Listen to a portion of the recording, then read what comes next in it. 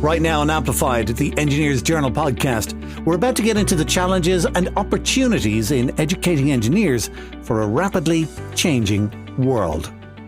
Any type of person can make a good engineer. That's the first thing I would say. There's something there for everybody. Even if you end up in the wrong discipline of engineering, it's so easy to switch to another discipline. If somebody is interested in a particular area of engineering, they're more likely to succeed. Motivation beats knowledge any day. I think that idea of just being a problem solver, then you can fix everything else. We will give you the skills to deal with the rest of it.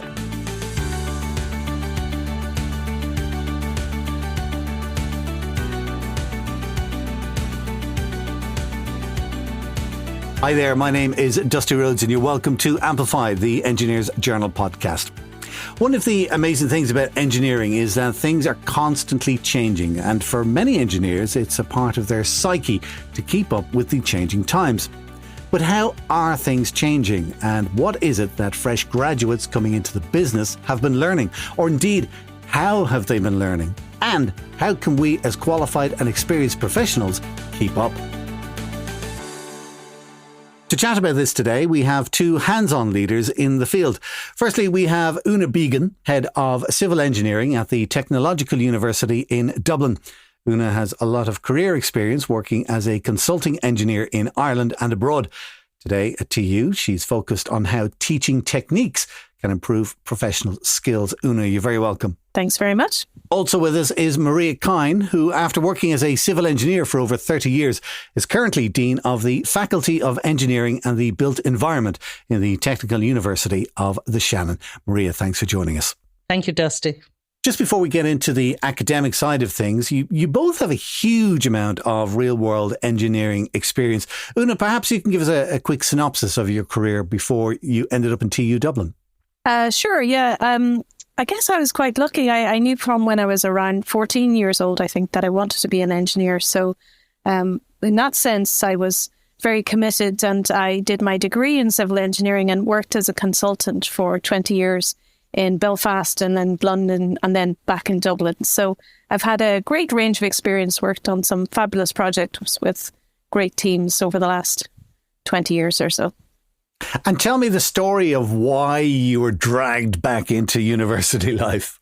Yeah, that's a funny one. I'm not sure if Maria's story is the same, but I loved being a consultant. I never saw academia in my life plan. And then the recession hit. And of course, everyone gets nervous in the recession. And I had been doing some part-time lecturing in the evenings while I was working. And I just really enjoyed it. I got a great sense of job satisfaction from it. So when a job came up, I applied for it and was very happy to come in as an assistant lecturer originally into TU Dublin. So that was the crux. That was about 10 years ago. And Maria, yourself before TU of the Shannon? My professional experience began as a civil engineering in a civil engineering consultancy in the UK before joining NUIG as a civil engineering lecturer. So I then moved on to Limerick and became a lecturer in project management, and then back to TUS, where I started as a lecturer and then became head of department and finally dean of faculty. Well, listen, tell me, in universities today, would you say that the process of teaching has changed a lot in the last 20 years? Yes, I think the teaching has changed considerably in the last 20 years and in many ways. I suppose the most significant is that there was a time when the lecturer went up on the podium and gave the lecture and the students took what they could from it.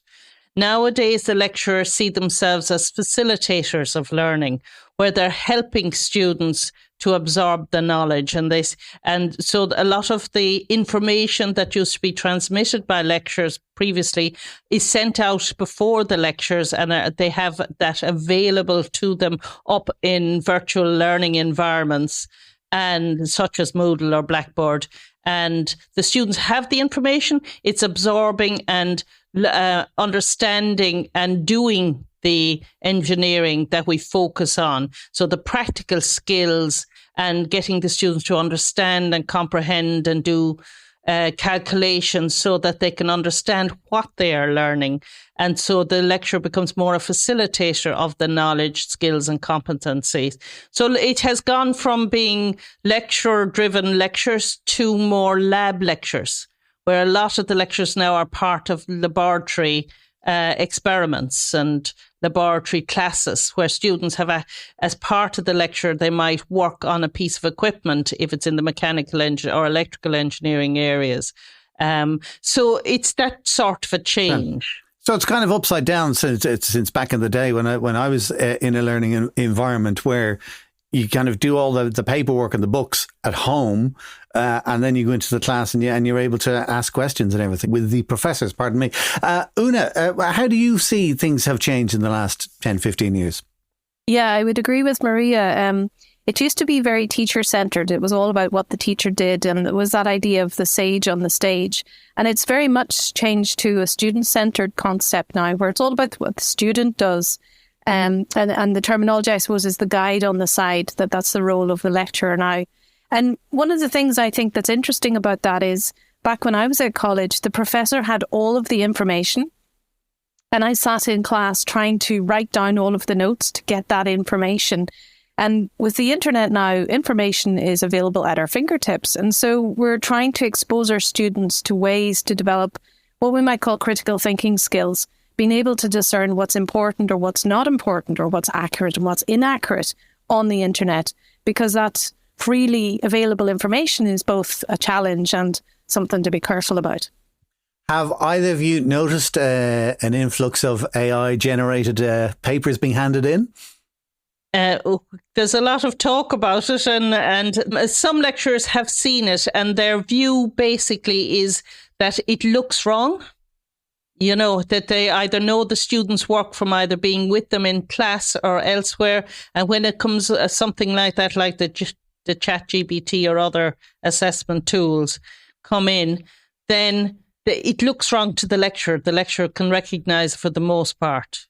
But they have to, there will be dramatic changes to assessment methodologies in the last year or so that you either have more orals or more individually assigned projects where each student would have a slightly different problem to analyse.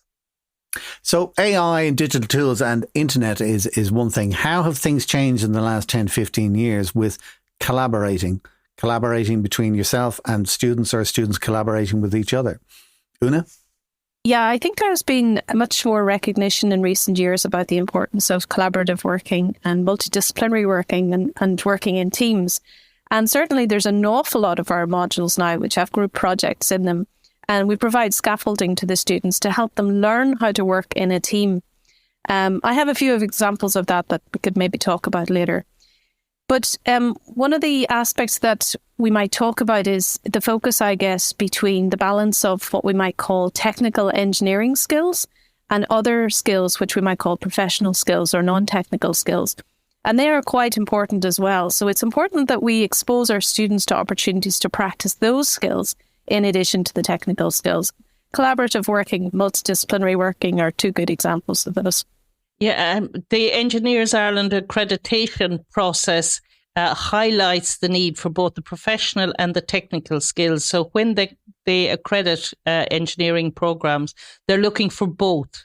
And they're looking for students' exposure to both the technical and the professional skills. Now, one thing I always hear about Ireland, I think it's been beaten into me as a child, is that we are the land of saints and scholars, and that we do doctors and engineering and universities better than any other country in the entire world.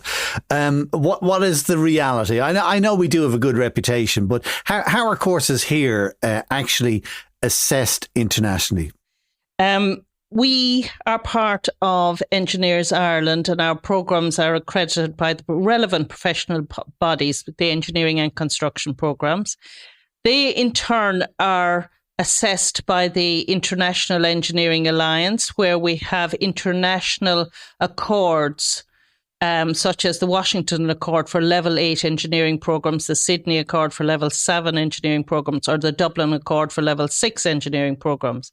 And each country who are part of these signatory agreements, they are assessed that their level 8s are similar to ours. So our level 8s, which would be the honours degrees, they are on par with what is taught and how it's taught in Australia, America, Canada, throughout the world, anyone who's part of these international engineering agreements. And most countries in the world over the last 20 to 25 years have signed up to the Sydney Accord and the Washington Accord. And that has provided, to some extent, a harmonisation of engineering degrees and the standards, the graduate standards, which we call the graduate attributes. It sounds very high-level politics when you're talking about all these big cities and accords and stuff like that. How do they actually kind of agree that the Level 8 course in one country is equivalent to one in Ireland? I'm an international reviewer, so what happens is that 3 international reviewers from different countries go to, for instance, I was on one in the UK there recently for the Sydney Accord, and we visit 3 colleges for 3. Sydney Accord was level 7, so it was the corporate engineer in the UK. And we look at 3 programs that would be providing students with qualifications which they could use towards becoming an incorporated engineer. And we looked at all their learning outcomes. We looked at how these programs were accredited, and we looked at the way the programs are being examined, accredited, similar to the way we do it in Ireland, and the standards, are they similar? And we write a report then that goes to the IEA, and they decide whether the the Engineering Council UK, gets the accreditation or gets to be a member of the Sydney Accord. And does this mean that you have to travel to Sydney? Nope. It's all online now. In the pre-COVID days, there was a time where you travelled internationally, but nowadays it's so much more convenient to do something like that online. Yeah, sometimes. A trip to Sydney, I don't care how inconvenient it is. But I mean, it's good though that there is a kind of a committee, and it's people from different countries and regions, and there is a consensus there, and that's how you're seeing how the courses are recognised internationally. However, things are changing so fast in the world. How are the courses kept up to date? Well, it's all about accreditation criteria, and the accreditation criteria change regularly in relation to the needs and changes in the wider world out there. For instance, the accreditation criteria of Engineers Ireland have embraced sustainability in a new way. They've embraced engineering management in a new way in the latest revision, which was only a year ago or 2 years ago now. Can you give me an example of how they did that? They put in another program outcome, and each engineering program must have examples of how they teach that program outcome to students. Una, let me catch up with yourself, because I'm thinking now kind of the future and what's going to happen next. What kind of skills do you think that engineers are going to need and to learn and to have under their belt in the future? I was recently involved in an Erasmus Plus, a European project called A-Step 2030, and we asked that very question. So we held focus groups with academics, with students and with industrial employers in 4 different European countries to really look into the future at what skills engineers would need to help solve the SDGs, the Sustainable Development Goals in particular. And what we find is that skills come out in sort of 3 funnels, let's say. The first was technical skills, which absolutely engineers need. The second was non-technical skills. And what we mean by that are skills like outward-facing skills, people-orientated skills, things like intercultural skills, collaboration, leadership, negotiation, and inward-facing skills, things like critical thinking, life cycle thinking, systems thinking, ways of thinking. And the final funnel was about attitudes, their attitudes towards their worldview, global awareness, social responsibility, sustainability awareness, and also their character and ethical orientation. So things like, are they agile and adaptable, open-minded? We ended up, I think, with 54 different skills that engineers need. So you might ask us later about the challenges of academia. I think that's one of them. I was going to ask you about that now, because I mean, yeah, it's one thing talking about, what the engineers need to learn. You guys need to teach it. So I mean, what new teaching methods do you have, or technologies are you using to get these skills across? Yeah, I think that's an interesting one, because I don't think that one answer answers everything. I think we've got to go at it with different approaches, I guess. One of the other projects that I'm working on is called Profess 12. It stands for Professional Skills for Engineering Students to Solve SDG 12. It's a HTA-funded project with Ulster University as part of the North-South programme. So we're trying to build connections between engineering students in the North and in the South. And as part of that summer school, we're looking specifically at opportunities for students to develop two things. One being the engineering skills to solve SDG 12, and also a clear focus on intercultural skills. Because I think one of the things of the future is that engineers can no longer just sit at their desk with their head down and do calculations. It used to be that case maybe 30 years ago. Now engineers have to be much more externally focused, aware of the social impact of their designs, and that requires a different set of skills. So this summer school that we're in the middle of designing at the moment, we're going to run workshops on the circular economy, things like debates on the SDGs, to really help students develop those skills of speaking and collaborating and getting the message out there, much more than just engineering technical skills. Yeah, we also work closer with industry than we used to in 20, 30 years ago. We have greater links with industry. Industry need engineering graduates, so they're happy to work with us to try and give us the knowledge that we need and the equipment that we need, so that the graduates, when they graduate, have the skills that industry require. So we have lots of new ways of interacting with industry, such as the regional skills fora that were set up in recent years, such as we have an Explore Engineering, which was formerly known as the Limerick for Engineering group.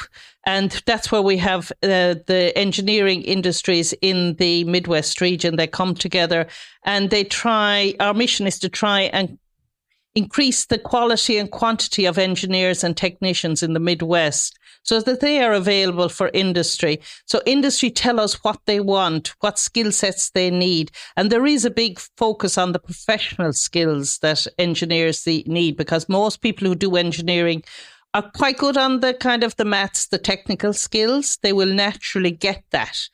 But they want people to be more aware of the social skills and the professional skills.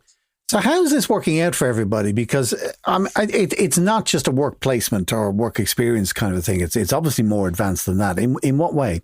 I think there's a couple of different ways. I might give you one example of what we call problem-based learning. So this is a Friday afternoon class with our first year engineers, and they work in a studio. We break them into groups of about 5 or 6 people.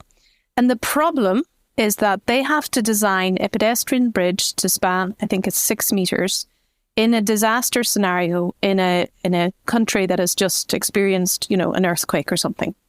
Full stop. So off the student goes. They have to do research on what materials are available in that country. They have to do research on flood history so they can calculate the depth of the truss and how far it should be above the water level and so on.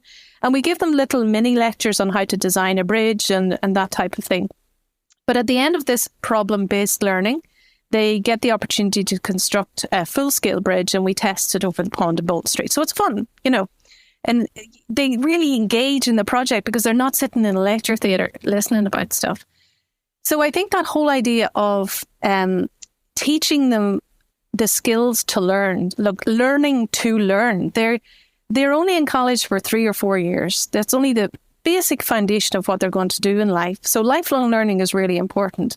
And they shouldn't constantly be looking at the lectures for the answers. They have to kind of take control and engage in their own learning. So that idea of learning to learn. So that problem-based learning idea is one example that we use. Maria may well have more. Keeping up to date with technological advances too is very important, because there's new and emerging themes from time to time. So there was renewable energy a few years ago, sustainable development now, climate action is growing.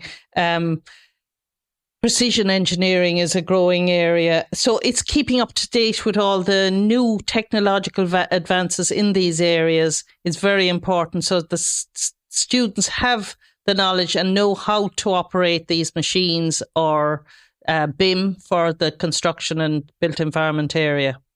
So, or Costex for the QS area. So they're all new software. Software comes out. It's in vogue for a number of years. Then something better comes out. It's in vogue for a number of years, and so on and so forth. So you're all the time changing, improving, getting better systems that help us do our work, and it makes us more efficient. So if the tools are changing all the time, how are you able to keep up with your teaching methods and the technologies that you are using to teach people how to use these tools? It's interaction with industry, interaction with professional bodies, interaction with students going out to industry. All the staff have connections with industry. They're doing research with industry, either through research projects at level 8 or level 9. Students are in industry, and the staff are working with industries and solving industry problems with the assistance of the students doing the research. So we have the example of you have to build a bridge in a war-torn country or a disaster area. Are industry people, like here in Ireland that you are working with, actually saying, do you know what, we have these interesting day-to-day problems, like there's a bog and we need to put a warehouse on it and you need to figure that out. Are they coming to you with kind of problems like that and they're telling you that's the problem and we need it to be solved using A, B and C? Absolutely. And I think, as Maria said, that relationship with industry has got much closer in the last 15 or 20 years. Particularly not so much at first year, where we're really just getting the engineering students in the door, but on their final year project, where they're really going into depth and there's some research, we absolutely do joint collaborative projects with industry. And I think, as Maria mentioned, that's where that technological advancement and keeping up to date really comes in. Yeah. Now, each of you are tied with a specific university. Is this something just with the universities you're associated with, or is it something that is across the board with universities across Ireland? Yeah, I know there's a strong alliance with the IUA, and there's a strong alliance with the technological universities. We've all known each other for numerous years, and we meet regularly, the heads of School of Engineering in the Institutes of Technology as was. They all meet once every 2 or 3 months, share information, share learning. And that we found to be very helpful. And it's kind of information exchange across the university sector and the Institute of Technology sector as was. And just as Maria mentioned, actually, Engineers Ireland organise a coffee morning at the start of every semester, which is just an online coffee morning. And that is just a mine of information, because we know all of the faces from around the country. We're involved in a lot of, through accreditation, through professional bodies. So that's a great place to hear what's going on and to realise that maybe your challenges are shared by others. So it's a great network of people that I've come across. Una, let me ask you, because you have such a huge responsibility in your hand. Both of you have a huge responsibility in your hands. But Una, because you're shaping how engineering is going to be taught in the future. And I love how you, Una, particularly look at teaching and how people have different ways of learning. We all take things in different ways. Some people are good at listening. Some people are good at reading. Some people are good with their eyes. Can you give me some examples of new teaching methods and technologies that are being used to teach, to take these things into account? Yeah, it's interesting that you mentioned that, actually. I'm reminded of a course I undertook probably last year. There's a concept called Universal Design for Learning that you might have heard of. It's called UDL. It was originally, I think, proposed by a guy called David Rose. And it's a set of principles for curriculum development that give all individuals equal opportunities to learn, including students with disabilities. And I did a course by AHEAD, who are this independent non-profit organisation, which have fabulous courses on UDL. And I originally did it because I wanted to be more inclusive in what my connections were with students. But really, I learned an awful lot about myself from having done it. So just as you mentioned, Dusty, it's all about giving students an opportunity either to assimilate the information in different ways or produce learning outcomes or evidence of learning outcomes in different ways. And I'll give you an example of what I did in a minute. But what I realized about myself is I am a reader. I would much rather read a document than have to watch a video, because I get so impatient watching a video. It's like, go quicker, go quicker. Whereas with a document, I can scan it really quickly and know whether it's relevant or not. So I learned a lot about myself. But the example that I might give you is, in my role, I get a lot of emails from students with questions about different things. And one thing that comes up a lot is how to read their exam results. So it's not just as simple as what the mark is. We have codes on it. We have rules on compensating and so on.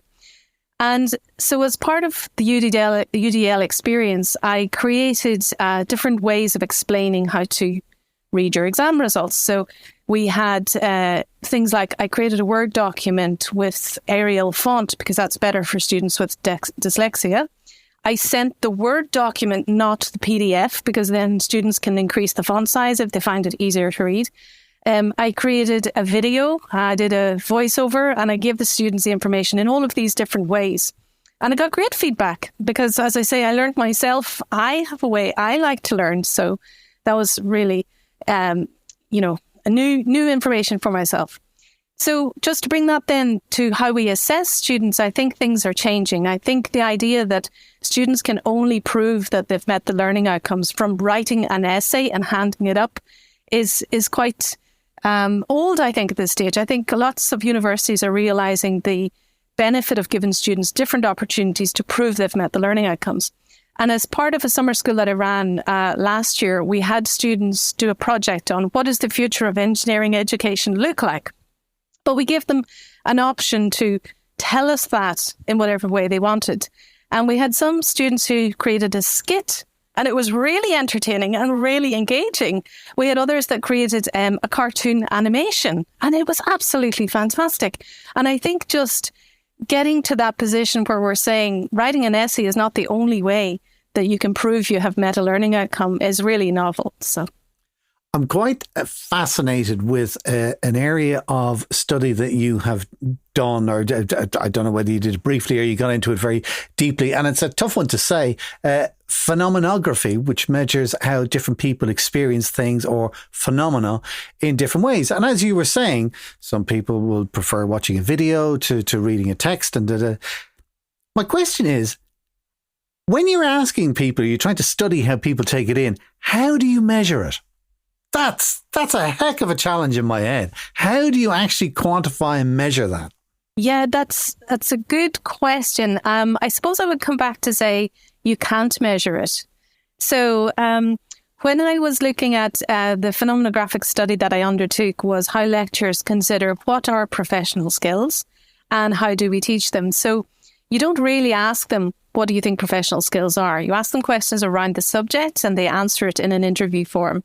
And then you analyze that as a kind of a detracted observer to see what are the differing ways that people experience this. So when you say measure it, I guess the word I would use is they revealed whatever their thoughts were through this interview process. And then I took that on board and wrote that up in a kind of a thesis, I guess. One of the interesting things that I found actually in that piece of research was I was looking at the different ways that lecturers teach professional skills without asking them that question. And it varied from things like transmitting knowledge, so where they're the expert and they're telling the student. So that's a lecture form. We're used to that. Also practicing, where you're in a workshop like Maria mentioned and you're practicing putting the theory into practice. Mirroring the industry environment, those types of projects where we give students a project to do. But the top one really that came out as the overarching way of teaching professional skills was role modelling. So that was quite interesting. The fact that what a lecturer does every day and how they interact with students is a role model on how to act professionally. Maria, let me come back to you and let's kind of, I suppose it's following on from what Una is saying about role models and stuff like that. The whole idea of apprenticeships and working with companies here in Ireland and getting real kind of hands-on, and you're surrounded by the kind of people that you want to be like. It's one of the phrases I've heard growing up: hang out with the people you want to be like. So this whole apprenticeship thing. How while somebody is doing an apprenticeship, are you able to balance theory and practical experience? Yes, all apprenticeships the traditional apprenticeships have set phases. There's 7 phases in the traditional apprenticeships. 3 of them are in an educational environment. So the first phase, you're out at work for a certain period of time. Then you come into an ETB for 22 weeks on phase 2. Then you're out at work again for around 6 months. Then you come back into TU for 1 semester. It's about a 12-week term. Then you go out again to industry for another 6 months. Then you come back in again to TU for phase 6. So it's a learning phase again. And then you're back out working in industry for the final phase, phase 7. So those are the traditional ways in which apprenticeship have been taught, be it for carpentry, joinery, electrical, plumbing, anything like that. But there are a whole range of new apprenticeships now, and there's certain criteria. They must be between 2 and 4 years in duration, and they must have at least 50% of the time in the work environment. So there's 2 types really of apprenticeship that have emerged. Either somebody comes on site 1 to 2 days a week in an educational environment and does the other days at work, or they come on like you do for the traditional apprenticeship where you're a block of time and they're in an educational environment. But again, it is an in and out process. So there might be 5 phases or more in an apprenticeship, depending on the duration of the apprenticeship, and where the apprentice is in and out of an educational environment. They're in a work environment, so it's on the job, or they're off the job where they're in an educational environment and they're doing more theory-based stuff. So it's a mixture, and it's part of their learning experience where they're going off the job, on the job, off the job, on the job. So the 2 are mixing as they gain experience in their apprenticeship. So the standard traditional craft-based apprenticeship is 4 years, but the new apprenticeships can be anything from 2 to 4 years, depending on which level in the QQI National Framework of Qualifications the apprenticeship is, and also what experience the apprentice had before they joined the apprenticeship. Here's a strange question for you, Maria. Do you think that as we continue on throughout our careers and we're fully professional engineers, that we should take an apprenticeship every couple of years? I think it would be a great idea. If it could be managed, I think it would be hard for somebody to be at work for 2 years, then go and do an apprenticeship, come back in again. I don't think it could be rigorous, but it probably could be encouraged in the workplace. But I think it would be a great idea, but especially for someone like ourselves, which we're out of industry for a while, that every so often, so hence the sabbatical system that was always there, helps and supports that. It allows academics to dip in and out of industry at regular periods to keep up to date. I know, because you often think of apprenticeship when you're in your university years, but you never think of it like when you've been placed with a firm for 10 years or you're working professionally for 10 years. And it would be great to go off and, of course, I'd want to do my apprenticeship in Sydney, you see. So. Yeah. I think that idea of lifelong learning, though, Dusty, is an important one. I mean, I don't know about Maria, but after you become an engineer and you graduate, then the next step is to become chartered. So you do all of that. And I mean, in my own case, I went back and did a PhD in my 40s, and I thought I was done with education way before that. And even now doing that ahead course last year and so on, it's really important to keep up our skills. They talk about everyone having 3 careers in their lifetime, and that's going to really change quite dramatically because there's some statistics out there that people who are at school at this stage, half of the jobs haven't even been created yet. So, it's difficult for them to choose a course. So I think recognizing that we need to be lifelong learners is really important. And I'm going to get a final plug in for a different project that I'm working on. It's an Erasmus Plus funded project with colleagues in KU Leuven in Belgium and LUT in Finland called TrainEng PDP. And it's all about training engineers for lifelong learning skills through a personal development process. And Engineers Ireland are actually one of the supporters of this project because we're trying to make that transition from, being a student, getting your degree, going out into industry, and then suddenly you're faced with, continuing professional development. We're trying to make that a little bit more seamless. So we're working on some pilot interventions in the classroom with students to try to help them develop these lifelong learning skills of reflection and planning and so on earlier in their career than once they get out into industry. Excellent. That's a Train a PDP for personal development process. Yeah. And while you're out here on the podcast just selling your wares, Una, you might as well tell me about Profess 12.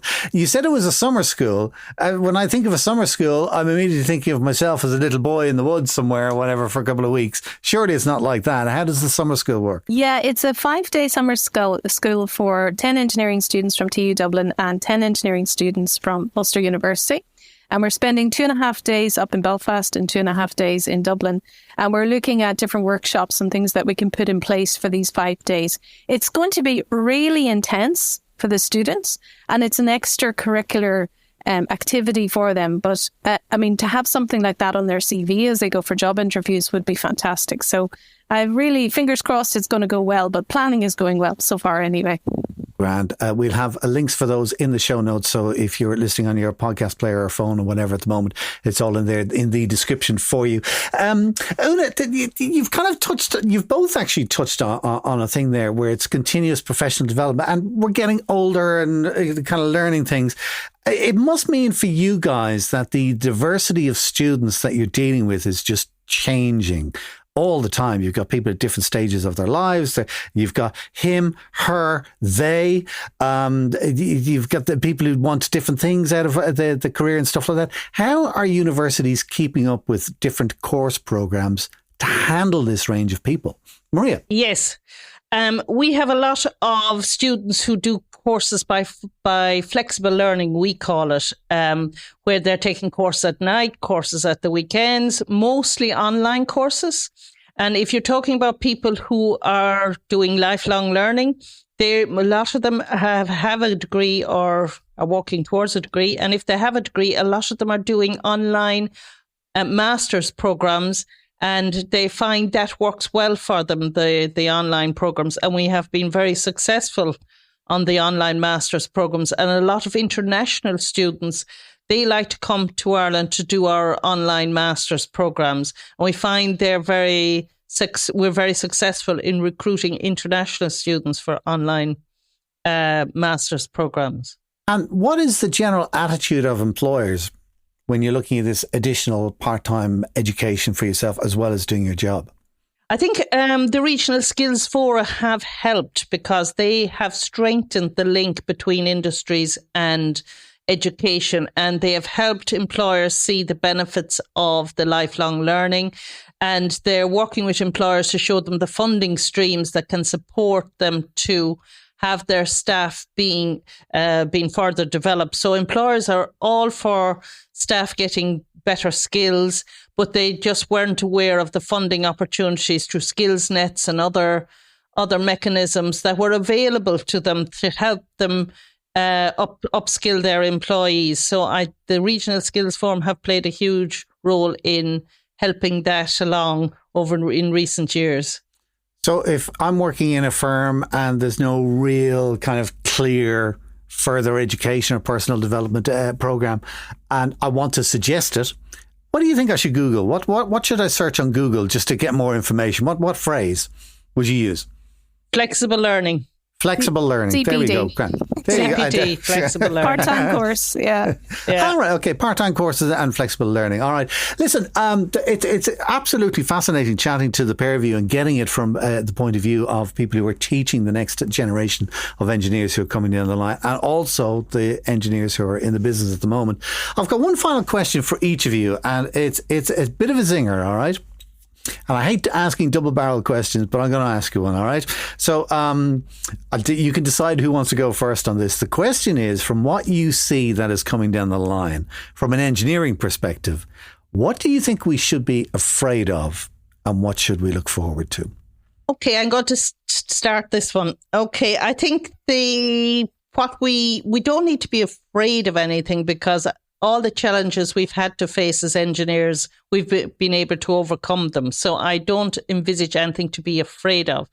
Climate action may need a lot of work, but I do think we can come to some solution around that. Keeping up to date with industry advances and technological advances, and also the synergies between what we call our traditional engineering disciplines, that's an area we'll have to get into. In terms of the good stuff, the benefits, I think our collaborations with industry, with other higher education institutions, they're improving all the time. And with the global communication through accreditation and research, I think that's very positive. And I think it can only help us all going forward. And Una, for yourself, what do you think we should look forward to, and what should we fear? Yeah, a bit like Maria, I don't think we have anything to fear. I think our experience through the COVID pandemic has showed us that we are perseverant and we have grit and we're agile. So, I mean, the only thing we know is that change is inevitable. Once we accept that, it's like, okay, what's next? So we'd see these as challenges, I think. The thing that I'm looking forward to most, I think, maybe Maria feels the same. I get such joy out of going to graduation and seeing the students who have been in college for 3 or 4 years come through and graduate and turn into engineers. And it's a really bright future. They're just great students. So I think that's what I'm looking forward to. They're going out into the world 30 years after I did with a whole different mindset and a whole different set of attitudes towards the environment and sustainability. So that's what I'm looking forward to see what their impact is on our building stock and on our planet. Una Beagon, Head of Civil Engineering at the Technological University in Dublin, and Maria Kyne, Dean of the Faculty of Engineering and the Built Environment at the Technical University of the Shannon. Thank you both so much for joining us. You're very welcome, Dusty. You're very welcome.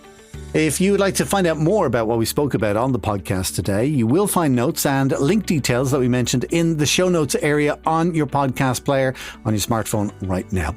And of course, you'll find more information and advance episodes of our podcast on the website at engineersireland.ie. Our podcast today was produced by dustpod.io for Engineers Ireland. If you'd like more episodes, do click the follow button on your podcast player to get access to all of our past and future shows automatically. Until next time, from myself, Dusty Rhodes, thank you for listening.